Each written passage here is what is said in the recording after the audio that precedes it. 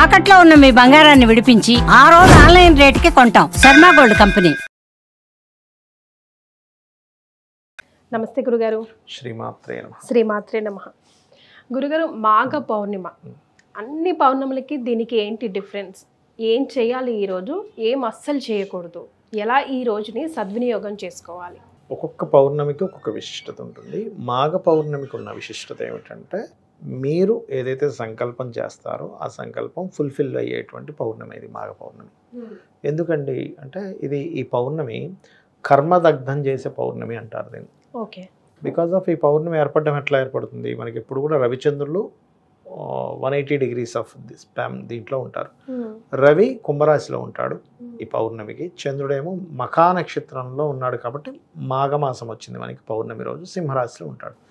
సింహరాశిలో చంద్రుడు ఉన్నప్పుడు చేసేటువంటి ఏదైతే ఉంటుందో మనం సర్వసాధారణంగా పౌర్ణమి రోజు చేసేది ఏంటి, చలివిడి నైవేద్యంగా పెట్టి లలితాసహస్రనామాలు చదువుతారు. అయితే ఉదయం పూట సాయంత్రం పూట పొద్దున్నప్పుడు అమ్మవారి యొక్క ఆరాధన, లలితాసహస్రనామాలు చదువుకోవడం, సూర్య భగవానుని చూస్తూ లలితాసహస్రనామాలు చదవడం ఉదయం పూట. రాత్రి సమయంలో చంద్రుడిని మనకి చలివిడి తయారు చేసి, చలివిడి ఒక పానకంలా తయారు చేస్తారు. పానకము, పప్పు అదేవిధంగా పెసరపప్పు కలిపేసి పెడతారు, నానబెట్టిన పెసరపప్పు లాంటిది పెడతారు. అండ్ అదేవిధంగా 2 అరటిపళ్ళు, ఆకు, ఒక్క, అగరబత్తి, ఒక దీపము, చంద్రుడినే అమ్మవారిగా భావిస్తూ లలిత చదువుతారమ్మ. అలా చేసి ఆ యొక్క ప్రసాదాన్ని స్వీకరించినప్పుడు ఏమవుతుందంటే, మనకి మొట్టమొదటిగా మనం ఏదైతే పని చేస్తున్నామో ఆ పనిలో క్లారిటీ పెరుగుతుంది. ఇప్పుడు మనకి సక్సెస్ రాకపోవడానికి ముఖ్యమైన కారణం ఏమిటి అంటే, మనం ఏదైతే చేస్తున్నామో అక్కడ ఎక్కడో రాంగ్ చేస్తూ ఉంటాం, తెలిసి తెలియక తప్పటడుగులు వేస్తుంటాం. అందుకని అది మనం టార్గెట్ ఏదైతే చేస్తామో అక్కడికి వెళ్ళదు. అదొకటే కాకుండా పాస్ట్ లైఫ్ పూర్వజన్మల్లో చేసినప్పుడు కర్మ అడ్డుపడుతూ ఉంటుంది. ఎప్పుడైతే అక్కడ అది అడ్డుపడుతుందో, మనం ఏదైతే ఇక్కడ చేస్తున్నటువంటిది సరిగా అవ్వట్లేదో అది ముందుకు వెళ్ళదు, గుర్తుపెట్టుకోండి. అయితే ఇక్కడ మీరు ఆ రోజు చేసేటువంటి ఈ యొక్క లలిత, ఉదయం సూర్యుడిని, సాయంత్రం పూట చంద్రుడిని చూస్తూ ఎప్పుడైతే లలిత సహస్రనామాలు చేస్తారో క్లియర్ అవుతుంది. అదేవిధంగా మాఘ పౌర్ణమి రోజు కేవలం లలిత సహస్రనామాలు ఒకటే కాకుండా హోమాలు చేస్తారమ్మా. ఆ రోజు హోమం మీరు ఏ సంకల్పంతో చేసి హోమం చేస్తారో ఆ సంకల్పం ఖచ్చితంగా నెరవేరుతుంది. ఎందుకంటే సంకల్పం నెరవేరేటువంటి పౌర్ణమి ఇది. పంచమేమో సింహరాశిలో చంద్రుడు ఉన్నందుకు పాపం దగ్ధమవుతుంది. ఫుల్ఫిల్మెంట్ ప్లేస్ అంటారు, అది న్యాచురల్ లాభస్థానంలో ఉన్నాడు రవి, అందుకని ఫుల్ఫిల్మెంట్ అవుతుంది. అందుకని ఆ రోజు ఏం చేస్తారు చాలామంది, మనకి సత్యనారాయణ స్వామి వ్రతము లేనట్లయితే పాశుపతాలు ఉంటాయి. చాలా రకాల పాశుపతాలు అంటే వివాహ పాశుపతం అని చేసుకుంటారు వివాహం అవ్వడానికి. లేనట్లయితే వ్యాపార అభివృద్ధి పాశుపతాలు ఉంటాయి. ఇట్లా రకరకాల 365 పాశుపతాలు ఉన్నాయి. అందులో ఎవరైనా ఏదైనా ఒకటి తీసుకొని ఆ పాశుపతం చేయడము, లేనట్లయితే చండీ పారాయణం చేయడం ఆ రోజు. కొంతమంది హనుమద్ భక్తులు ఉంటే కనుక ఆ రోజు మొత్తము ఒక 41 times హనుమాన్ చాలీసా చాంటింగ్ చేయడము. అదే మాఘ పౌర్ణమి రోజు ఇంకొంతమంది మొండిగా ఉంటాయి, కొన్ని సమస్యలు తీరవు చూసారా, ఒకటే రోజు 27 times లలితా సహస్రనామాలు చేస్తారు. అంటే ఏం చేస్తారంటే కొన్ని పళ్ళు పెట్టుకుంటారమ్మ, పటం పెట్టుకుంటారు, కొంతమంది గ్రూప్గా కూర్చొని లలితా సహస్రనామాలు చాంటింగ్ చేయడం. ఒక ఫాస్ట్గా చదివితే 20 minutesలో అయిపోతుంది. యాక్చువల్గా అయిపోగానే హారతి ఇవ్వడం, ఒక పండు నైవేద్యంగా పెట్టడం, అట్లా 9 times అయిపోగానే బ్రేక్, ఒక 30 minutes ఏమో అదే పళ్ళని ప్రసాదంగా తీసుకుంటారు. పళ్ళను మాత్రమే తీసుకుంటారు, అన్నం తినరు ఆ రోజు. ఎందుకంటే అన్నం తిన్నారనుకోండి ఫుల్గా మళ్ళీ చదవలేరు మీరు, ఒక మత్తులాగా వస్తుంది. పళ్ళు మాత్రమే తీసుకుంటారు, నైవేద్యం పెట్టినటువంటి తీసుకుంటారు. మళ్ళీ 9 times, మళ్ళీ ఈవినింగ్ అవుతుంది అప్పటికి. మళ్ళీ ఒక 1/2 hour 20 minutes బ్రేక్ ఇచ్చి మళ్ళీ కాస్త పళ్ళు తీసుకున్నట్టు ఎనర్జీ కూడా వస్తుంది, ప్రసాదం కింద తీసుకుంటారు.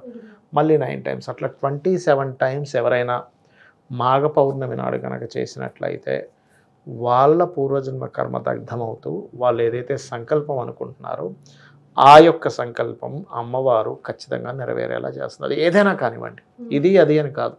అనారోగ్య సమస్యలతో ఉన్నామా క్లియర్, లేదండి మా అబ్బాయి సెటిల్ అవ్వట్లేదు, వివాహం అవ్వట్లేదు, ఏదైనా సరే క్లియర్ అవుతుంది.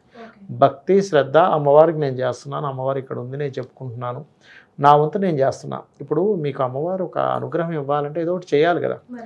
ఎందుకంటే మనకి లలితా సహస్రనామాలకు సంబంధించిన దాంట్లో ఈ బండాసురుడు అనేటువంటి రాక్షసుడు విశుక్రుడు విషంగుడు అనేటువంటి ఇద్దరి తమ్ముళ్ళు ఉంటారు అతనికి.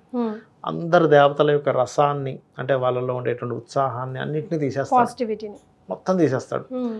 తీస్తే వీళ్ళందరూ అమ్మవారి దగ్గరికి వెళ్ళి అడుగుతారు, తల్లి ఇట్లా ఇట్లా అయింది, బండాసుడు మా ఇది అంతా చేసాం, మేమేమి చేయలేకపోతున్నాము అంటే అప్పుడు అమ్మవారు ఒక మాట చెప్తుంది, మీరు యజ్ఞం చేయండి నా గురించి, పిలవగానే రాదు. అప్పుడు శివుడు ఒక సముద్రాన్ని మొత్తం వెనక్కి పంపించి అక్కడే హోమగుండాన్ని ఏర్పాటు చేసి తన 3వ నేత్రంతో అగ్నిని రగల్చి హోమం చేస్తారు దేవతలందరూ. అంటే ఏంటి, వీళ్ళు దేవతలు వెళ్ళి అమ్మవారిని అడిగినా అయ్యా మీరు హోమం చేస్తారని నేను వస్తా, మీరు నా గురించి మీరు తపస్సు చేయండి, తప్పించండి, అప్పుడు వస్తా, మీరు ఏదో ఒకటి చేయాలి, చేయకుండా ఊరికనే రమ్మంటే రారు. అలాగే ఒక 27 టైమ్స్ మీరు కనుక అమ్మవారి మీద భక్తితో కనుక చేయగలిగితే, ఇది కలియుగం కాబట్టి కేవలం నామస్మరణ ద్వారా ఎన్నో హోమాలు చేసిన ఫలితం వస్తుంది. ఖచ్చితంగా మీరు అనుకున్న సంకల్పం నెరవేరుతుంది.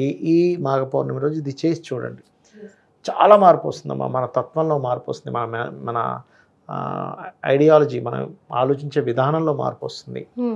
మనం ఒక వ్యక్తితో గతంలో ఆ వ్యక్తితో ఒక సంభాషణ చేసేటప్పుడు ఎలా ఉండేవాళ్ళము, ఇప్పుడు ఎలా ఆలోచిస్తున్నాం. ఒక్కోసారి మనం చూడండి, అవతల వాళ్ళు చెప్పే ప్రతి దాన్ని వ్యంగ్యంగానో నెగిటివ్గానో ఇంత కాదులే అని కొడమ చేస్తూ ఉంటాం. కానీ అలా ఉండదు.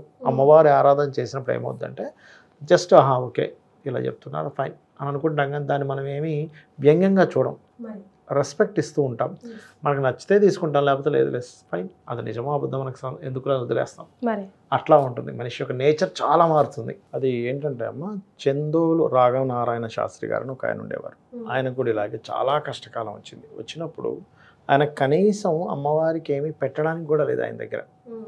అప్పుడు జస్ట్ లలితాసహస్రనామాలు చదువుకోవడం, నీటి చొక్కను పెట్టాడు. అట్లా ఒకరోజు ఇలాగే 27 టైమ్స్ చేసిన తర్వాత ఆయన స్పృహ తప్పి పడిపోయారు. ఆయన ఇంకా అయిపోయి, ఆయన ఎందుకంటే ఫుడ్ లేదు ఏం లేదు, చాలా మహాభక్తుడు. పడిపోయినప్పుడు అమ్మవారు 27వ సారి చేసి పడిపోయిన తర్వాత ఆయన ఒళ్ళో తీసుకొని పాయసం నోట్లో పెట్టింది. ఆయన ఉన్న దగ్గర ఆయన కాకుండా చాలాసార్లు ఆయన ఇంటికి వచ్చినప్పుడు అమ్మవారు కనబడటం చూశారు చాలామంది. ఏమిటి ఈ పిల్ల ఏమిటి మగ గొంతుతో మాట్లాడుతుంది వచ్చి అని అనుకొని ఒక్కసారిగా మళ్ళీ సడన్గా ఆయన కనబడడం, ఇట్లాంటివి జరిగాయి. అంటే అమ్మవారి యొక్క కృప ఎలా ఉంటుందంటే, సాధన చేయగా ఏ స్టేజ్కి వెళ్తుందంటే అమ్మ, మీరు నమ్మరు, కానీ అంటే మీరు నమ్ముతారు, మీకు కొంచెం భక్తి ఉంది, నమ్మశక్యం కాని విషయాలు ఇవన్నీ. ఎలా అంటే పొద్దున్నే వచ్చి నిద్ర లేపుతుంది అమ్మవారు ఒకసారి, ఏంటి ఇంకా స్టార్ట్ చేయలేదు అన్నట్టుగా నిద్రలేస్తుంది.